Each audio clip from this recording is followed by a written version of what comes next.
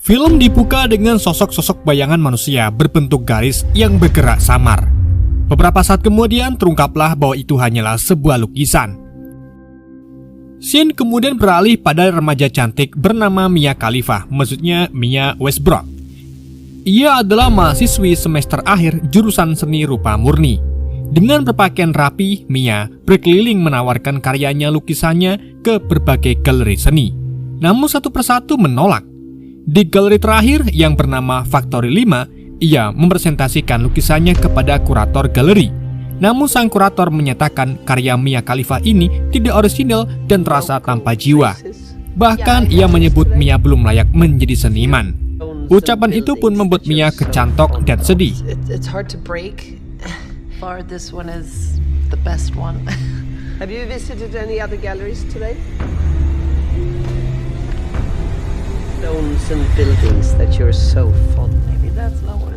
Ia pun menelepon ibunya untuk mencari dukungan, tetapi rasa kecewa tetap membuat Mia tidak percaya diri.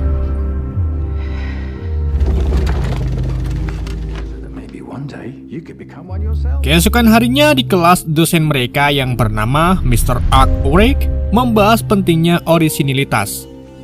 Dosen killer itu menegaskan bahwa tanpa identitas seni pribadi, seorang pelukis hanya menjadi peniru. Ia lalu memerhatikan lukisan sosok manusia garis bayangan sebagai eksplorasi sisi terdalam dirinya. Namun setelah melihat lukisan itu, sebagian mahasiswa merasa tidak nyaman dan takut melihatnya.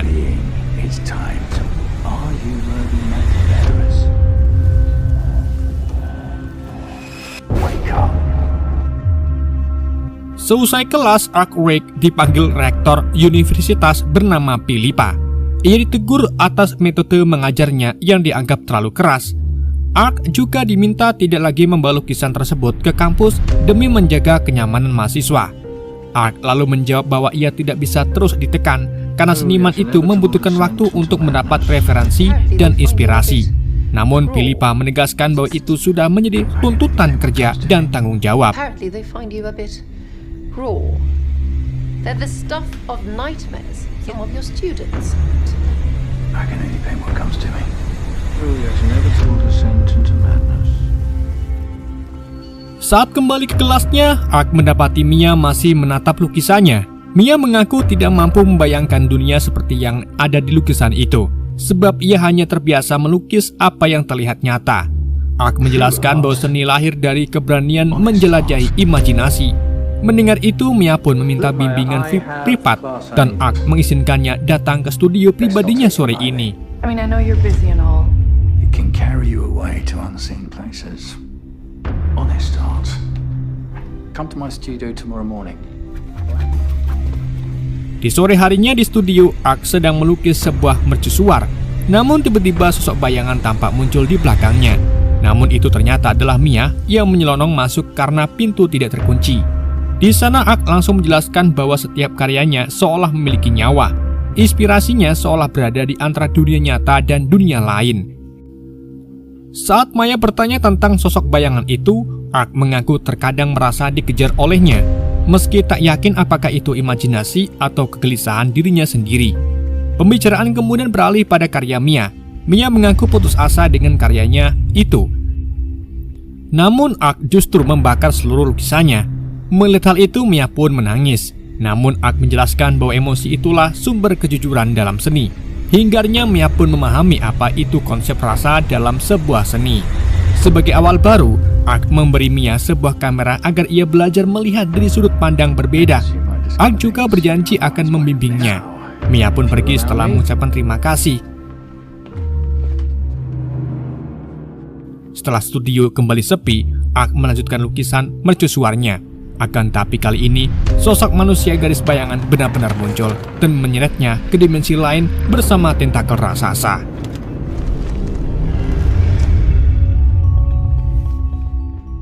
Keesokan harinya, Ark tidak hadir di kelas dan membuat Mia cemas. Namun mahasiswa lain justru merasa lega dan merasa Ark memang tidak bisa mengajar. Mia yang merasa ada kejanggalan menemui rektor Philippa. Sesampai di sana, Mia diberi penjelasan bahwa Ark memang kerap menghilang karena terlalu delipek dalam membuat karyanya. Teguran sebelumnya juga diduga membuat Ark menjauh, namun jawaban itu tidak menenangkannya. I'm here to ask about my missing teacher. Oh, Mr. Arkwright? I can't say that I'm all that surprised. I seem to feel that it did not quite belong here. Mia kemudian mendatangi studio Ark. Pintu masih tidak terkunci dan Mia masuk dengan mudah. Tapi kali ini ruangan tersebut kosong dan berantakan. Merasa ada kejanggalan, Mia pun mendatangi kantor polisi. Tapi sesampai di sana, tempat itu sepi dan hanya diisi mesin pelaporan otomatis bernama Police Authority Service Center. Ia mencoba membuat laporan, tapi sistem menolaknya. Saat berpindah ke mesin lain, prosedurnya justru semakin membingungkan dan mengarahnya menunggu panggilan pusat layanan. Oh, come on. Your registration has been processed via the automated service center. Tak lama datanglah pengunjung lain dan tampak mengalami hal serupa. Setelah itu telepon dari pusat layanan akhirnya masuk. Tetapi laporan yang dianggap ganda dan dialihkan ke bagian berbeda. Dan ternyata perbedaan satu huruf pada alamat membuat data laporan Mia ditolak. Ketika mencoba memperbaiki secara manual, ia kembali diarahkan ke sistem pelacakan. Proses yang semrawut ini pun tanpa kejelasan itu membuat Mia menyerah dan memilih untuk pulang. However, there is a deviation. And then I was connected to you. Manual reports. How may I assist you? I'm in file merging. I can't take your report. They would do anything about it. Di malam harinya, Mia menelpon ibunya untuk curhat. Ia menceritakan bahwa orang yang membantunya tiba-tiba menghilang dan tak ada yang peduli. Ibunya menyarankan agar mempercayakan semuanya pada polisi. Namun pengalaman barusan membuat Mia ragu pada sistem yang gak teli tersebut. Sang ibu berusaha menenangkan dan mengingatkan bahwa Mia bukan tipe yang siap menghadapi bahaya. Namun meski demikian, Mia tetap ingin mencari Ark sendirian. Di tengah percakapan itu, sosok bayangan hitam muncul dan membimbing Mia berdiri melihat mercusuar. Melihat mercusuar itu mengingatkannya pada lukisan terakhir Artwork.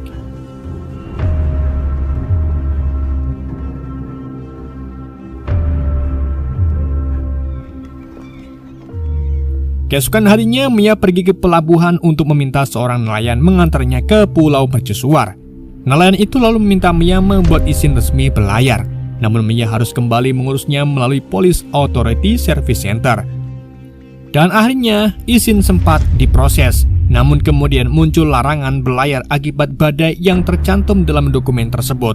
Mia pun kembali mendedek dengan sistem itu karena waktu dan biayanya terbuang. Sementara keberangkatan kembali tertunda. Saat hendak pulang, sosok manusia bayangan hitam kembali muncul dan membalikan sebuah bak mandi besar di dekatnya seolah memberi petunjuk. Mia pun memahami isyarat itu dan memutuskan menyeberang menggunakan bak tersebut sebagai perahu darurat.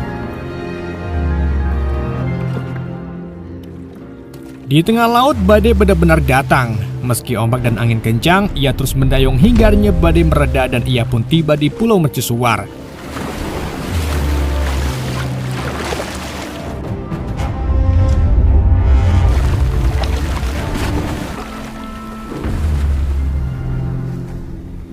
Setibanya di sana, seorang pencuri berlari keluar dari bangunan menara. Penjaga mercusuar bernama Tora meminta Mia mengejarnya sebab saklar utama telah dicuri dan harus dipasang sebelum matahari terbenam.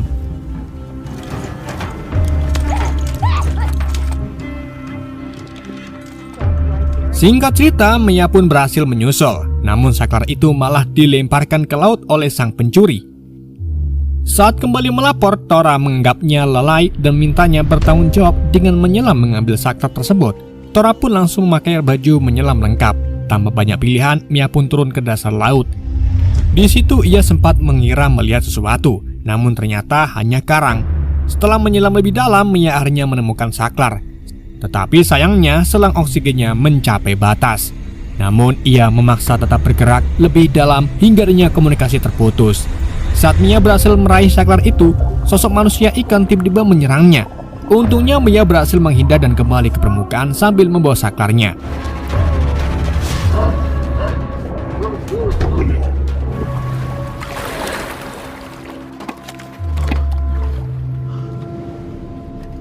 Tora pun langsung bergegas memasangnya. Namun pemasangan saklar berlangsung sulit dan memakan waktu. Sementara itu di luar, sebuah kapal mendekat dan hampir menabrak karang akibat cahaya belum menyala. Sampai pada saat terakhir, saklar terpasang dan mercusuar kembali bersinar sehingga kapal tersebut selamat.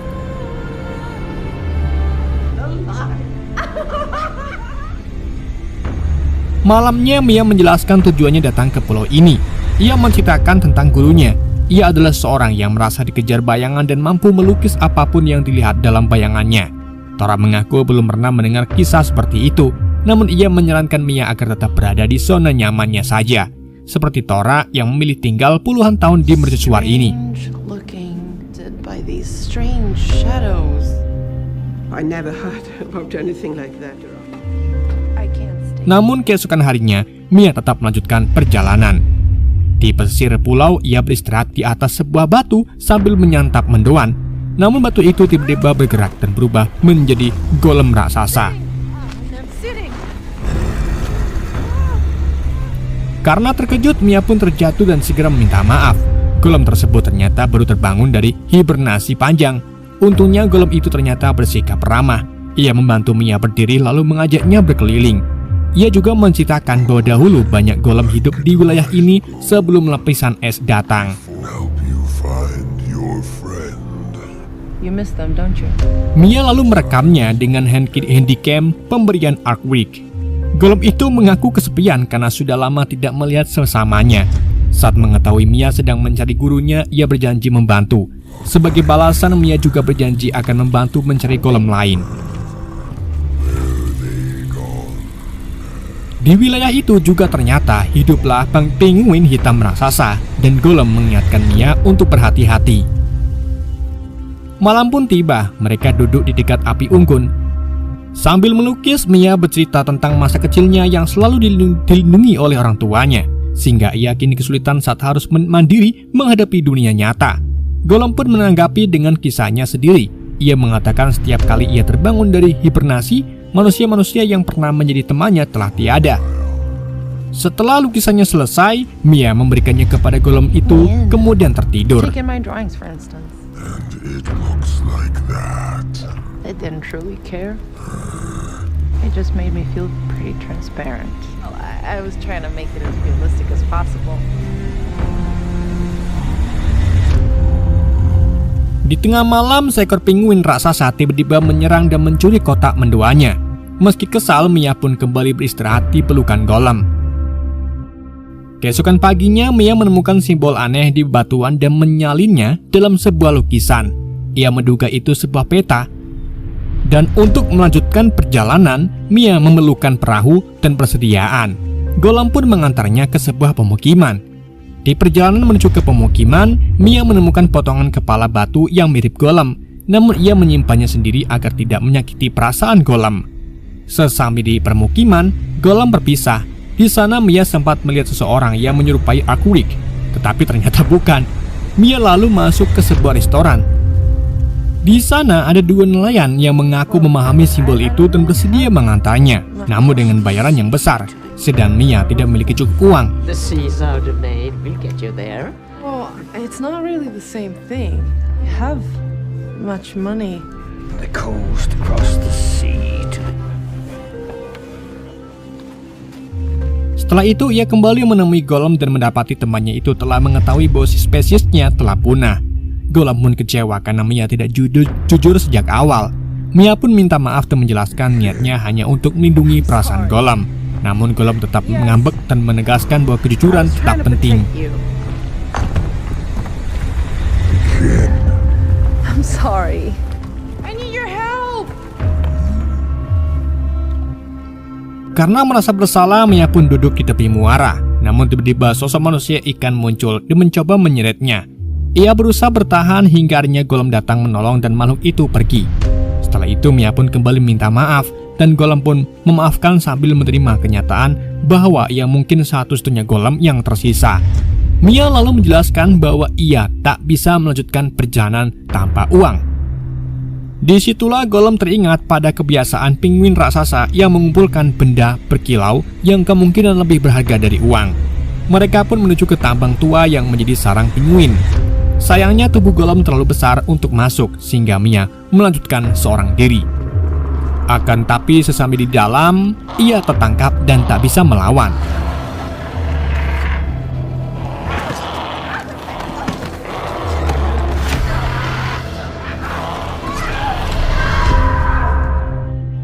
Saat terbangun dari pingsannya, Mia mendapati dirinya berada di sarang yang dipenuhi bangkai manusia.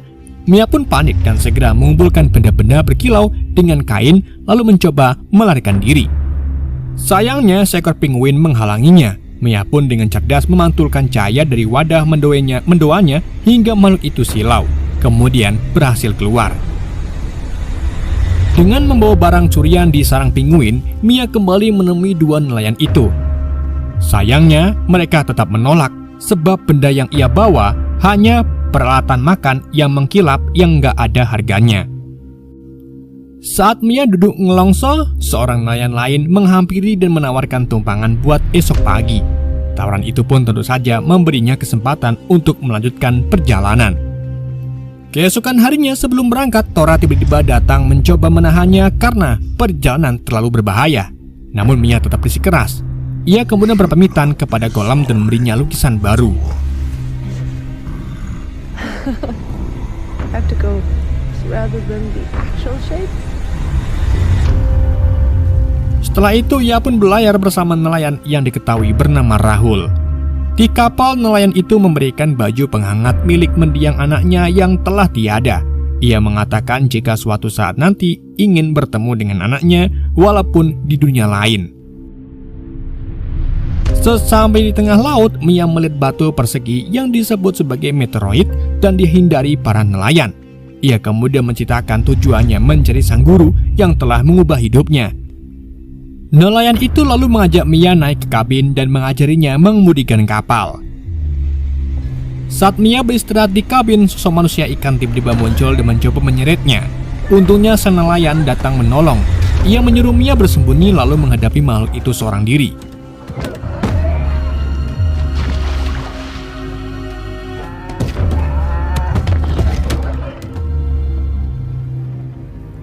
Suara pertarungan akhirnya menghilang.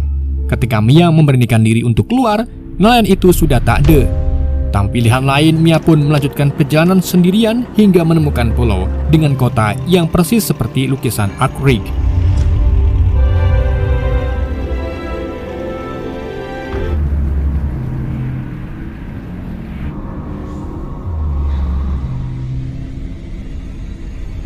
Di sisi lain, Arkwright terbangun dan menyadari imajinasinya telah menjadi nyata.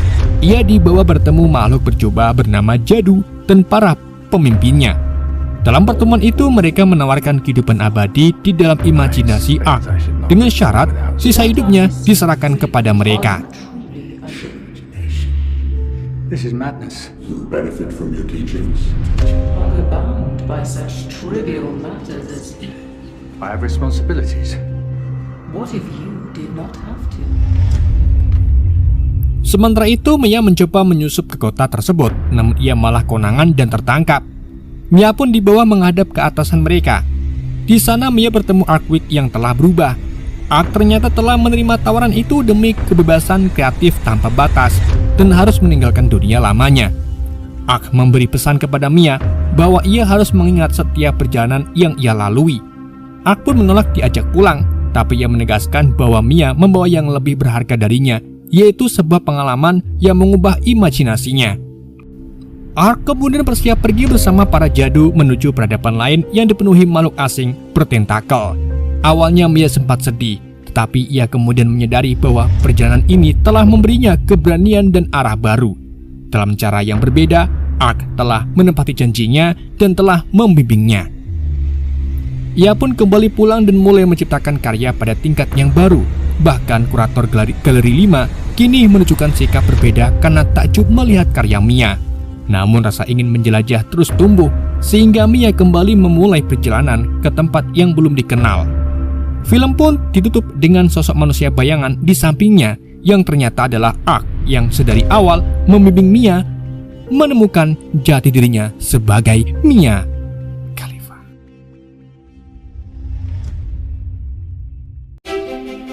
Oke guys, itulah alur cerita film Call of the Ancient. Semoga kalian terhibur dengan alur cerita yang saya bawakan. Mohon maaf jika ada kesalahan dalam penyampaiannya ataupun penyebutan nama. Sekian dari Yande, sampai jumpa di video berikutnya.